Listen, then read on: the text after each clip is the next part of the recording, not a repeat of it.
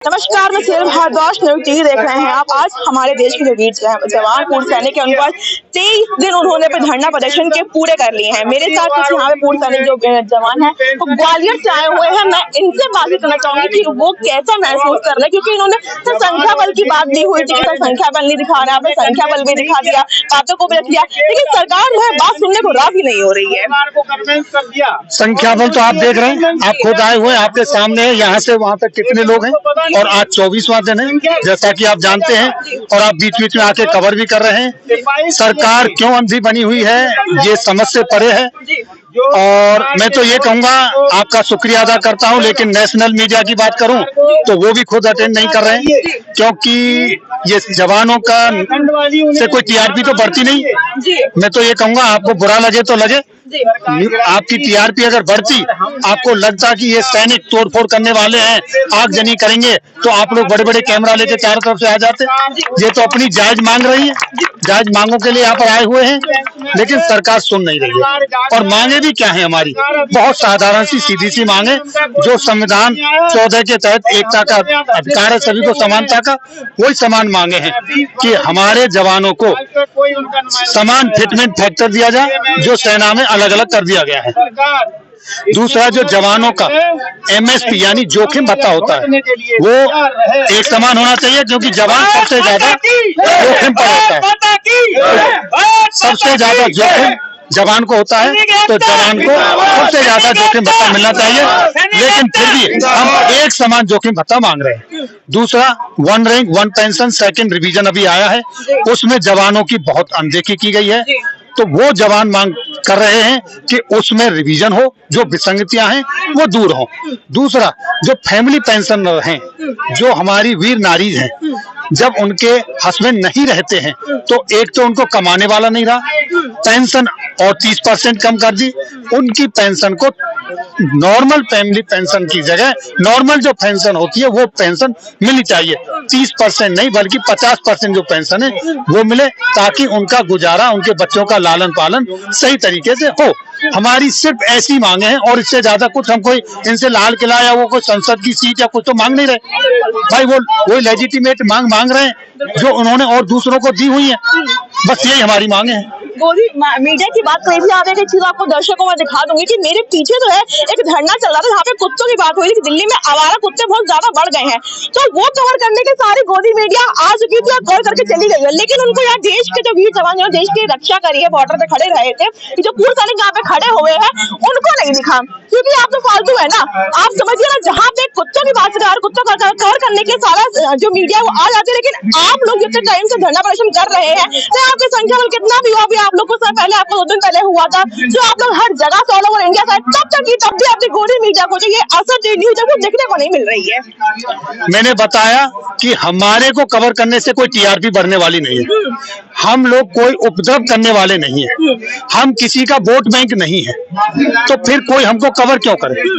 तो क्यों बात करती है, कहती है कि मेरे देश के जवान है, बॉर्डर पे जाते हैं, बॉर्डर पे जो कवरिंग करते हैं वो क्यों करते हैं। मैं माननीय प्रधानमंत्री जी से अपील करना चाहूंगा आपके माध्यम से, और मैं सभी से ये रिक्वेस्ट करता हूं, जितने भी हमारे बुजुर्ग हैं, सीनियर हैं, कि वो जिस तरीके से मोदी जी हर साल जवानों के साथ में दिवाली मनाते हैं, एक बार होली सब मना लेते हैं वो। जी हाँ, इसी तरीके से जो पूर्व सैनिक आज यहाँ सड़कों पर बैठे हुए हैं, इनकी भी सुन ले एक बार, इनके साथ आके दुख बांट ले, कम से कम एक बार ये तो पूछें कि भाई आपकी समस्या क्या है, एक बार सुने। हम तो, मुझे लगता है कि सरकार को जहाँ तक समस्या तो पता है, क्योंकि आप लोग कोई छुपे हुए तो बैठे नहीं है, हर मीडिया चैनल, सोशल मीडिया पे आप लोग पूरे छाए हुए हैं, आपकी बातों को रखा जा रहा है, और इतना नहीं कि ऑल ओवर इंडिया जितने भी जवान है सब आपका समर्थन कर रहे हैं, लेकिन आप लोग एक चीज कहा था कि जो अवसर है बीच वो गड़बड़ घोटाला करते हुए चले जा रहे हैं। अब आप क्या चाहते हैं, हम उपद्रव करें उनको बुलाने के लिए? ये हम नहीं कर सकते, हम ऐसा कदापि नहीं करेंगे। एक दिन उनको मजबूर होकर आना पड़ेगा। सरकार पर विश्वास रखते हैं, हम सरकार पर भी विश्वास रखते हैं, अपने सिस्टम पर भी विश्वास रखते हैं, और जिस जगह से हमारा परवरिश हुई है, जो हमारे संस्कार हैं, ये देश हमारा है, हम इस देश की सीमाओं पर अपनी जान देने से पीछे नहीं हटते, तो हम देश की संपत्ति के साथ कैसे नुकसान कर सकते हैं। भारत माता की जय। ये हमारे देश के पूर्व सैनिक है, वीर सैनिक ये बात कर रहे हैं कि उपद्रव नहीं कर सकते, केवल देश के पूर्व सैनिक है, ये कोई उपद्रव भी नहीं बैठे हुए हैं। तो वन रैंक वन पेंशन मतलब ये होता है कि समान पेंशन देना, ये इसलिए ही लागू हुई थी। तो क्यों अब इसमें इतना असमानता आ गई कि अफसरों को इतना ज्यादा, 3% अफसर बताया जाता है, 97% आप लोग रहते हैं, तो क्यों इतनी असमानता आ गई? इसमें ये असमानता आई है क्योंकि जो संख्या बल, हमारा संख्या बल अफसरों ने दिखा करके वो अपने 97% का फायदा उन्होंने ले लिया, 3% का फायदा हमें दिया, जबकि 97 संख्या बल हमारे पास में, 3% संख्या बल उनके पास में है।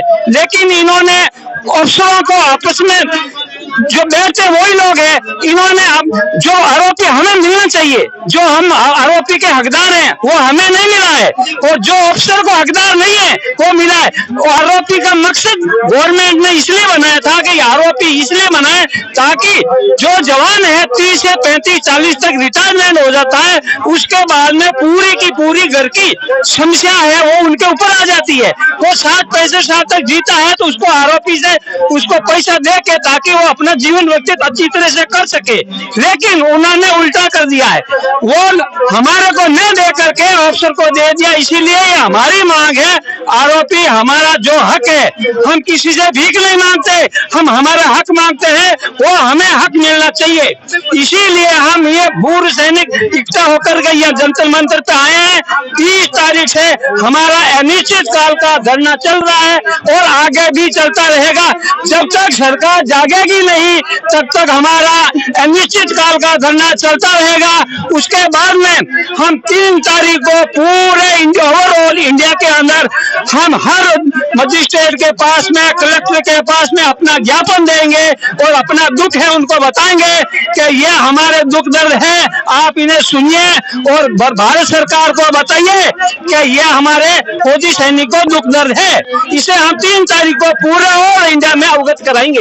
आपने कहा कि जो मेरी सरकार है वो तो जागी हुई नहीं है, सोई हुई है, हम उसे जगाना चाहते हैं, पर हमें लगता है कि सरकार सोई हुई है ही नहीं, सरकार जगी हुई, सरकार सब देख रही है, फिर भी अनदेखी करी जा रही है। देखिए, मैं जंतर मंतर की इस तपोभूमि पे, जहाँ पे लोग तपस्या कर रहे हैं पिछले 20-25 दिनों से, और इतिहास गवाह है कि इस स्थान से जब व्यक्ति बैठे हैं तो अपनी बात मनवा के उठे हैं। अटल जी ने एक बात बोली थी कि कौन सी बात किस समय किस तरीके से कही जाती है, यदि ये सलीका आ जाए तो हर बात सुनी जाती है। तो मैं सबसे पहले तो आपको साधुवाद देता हूँ कि आज आप गोल्डी मीडिया को छोड़ के, क्योंकि मैंने अभी देखा यहाँ एक सांसद जी आए थे पूर्व, उनको देख के सारी मीडिया इस तरीके से उनकी तरफ आकर्षित हुई क्योंकि उनको दिख रहा है वो भगवान है।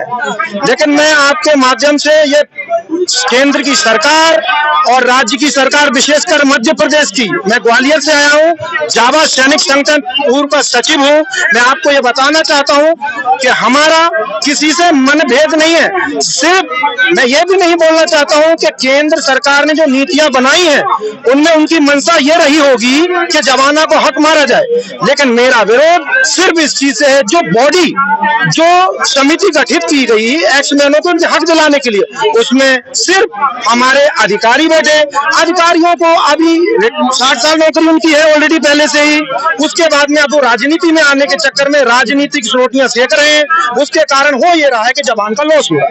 मैं सिर्फ भारत सरकार से आपके माध्यम से अनुरोध करूंगा कि हमारा विरोध आपसे नहीं है, आप एक बार जो AROP 2 गठित हुई है उस पर पुनर्विचार करें और देखें। क्योंकि मैं आपसे एक बात पूछना चाहता हूं, एक देसी भाषा में बता रहा हूं, यदि एक 500 वाट का बल्ब आप बाजार में लेने जाएंगे तो जाहिर सी बात है वो 300 रुपए का है, और एक 10 वाट का लेने जाएंगे तो वो 12 रुपए का है। लेकिन वो बल्ब जब फ्यूज हो जाता है और उसको कबाड़ी की दुकान पे जब बेचा जाता है तो उसकी रेट सेम एक ही होती है। जब हम एक्समैन हो चुके हैं उसके बाद रिस्क में और जो पेंशन में जो AROP, एक्चुअली AROP बनी किसके लिए थी? अगर हम पूर्व इसका आकलन करते हैं तो AROP सिर्फ उनके लिए थी जो जवान 17 साल में रिटायर हो जाते थे, उनके बच्चे उस समय इस स्टेज पे होते थे कि उनके लालन पालन के लिए उनको पैसा जाती क्या आवश्यकता होती थी। अभी होता क्या है, अफसर की सर्विस भी ज्यादा है और हमारी सर्विस कम सप्लीजेबल। अभी उसके बाद में इन्होंने क्या किया कि हमारा वेतन कम कर दिया और अपना ले गए। ये हमारा सरकार से सिर्फ विरोध है। हम ये चाहते हैं कि आप जैसे जो मीडिया बंधु हैं हमारे, वो हमारी बात को आगे रखें और सरकार तक ये बात जाए। अगर सरकार हमारी बात नहीं सुनती है तो हम ये बोलना चाहते हैं सरकार को कि हमने कोई भी ऐसा डिसीजन नहीं ले रखा कि हम किसी व्यक्ति को ही नेतृत्व देंगे। मैं आदरणीय मोदी जी से पुनः सांकेतिक तौर पे ये बताना चाहता हूं कि जब इस देश में ये मंथन चल रहा था कि बीजेपी से प्राइम मिनिस्टर का दावेदार कौन होगा, तो सबसे पहले एक्समैनों का और फौजियों का समर्थन उन्हें गया था, क्योंकि उनकी राष्ट्रवादी नीति है, मैं उनकी तारीफ करता हूं। लेकिन उनके जाने या अनजाने में जो डिसीजन उनकी कमेटी ने लिए, वो निसंदेह ही, मैं इस चीज को बोलना चाहता हूँ पूरी जवाबदारी के साथ, कि हमारे लिए नुकसानदायक है। मैं अब आपसे यहाँ चाहूंगी कि ग्वालियर के सैनिक जो मेरे साथ मौजूद है, सरकार को क्या संदेश देना चाहेंगे? मैं सरकार को अपने जावा संगठन की तरफ से सिर्फ यही कहना चाहूंगा कि आप लोग आपके आसपास जो गाइड कर रहे हैं केवल उनको समझें, और हम ये नहीं चाहते हैं कि हम लोग, हमारा पूरा जो जीवन है वो डिसिप्लिन अनुशासन में रहता है। हम सिर्फ और सिर्फ ये संदेश देना चाहते हैं कि सैनिकों की आवाज को सुने, उसे अनदेखा नहीं करें, क्योंकि मैं सिर्फ ये बताना चाहता हूँ कि घनघोर अंधेरा छाया है चारों तरफ, उसको भेदने के लिए प्रकाश की मात्र एक किरण ही बहुत है। वो एक किरण जल चुकी है, जाग जाओ, अन्यथा चुनाव में उसके भीषण परिणाम आपको भुगतने पड़े। तो वो एक किरण जो है वह जल चुकी है। हालांकि पूर्व सैनिकों का कहना यही है कि अगर हमारी बात, हमारी सरकार, इसमें हमें पूर्ण विश्वास, अगर वो नहीं सुनती है तो हमारे पास एक ही चारा रहेगा, वह वो रहेगा कि हम उन्हें आने वाले चुनावों में दिखा दें। अगर आप हमारी बात सुनते हैं तो हम भी आपको बातें बिल्कुल नहीं सुनेंगे। देखना यह है क्या होता है। जैसे धन्यवाद।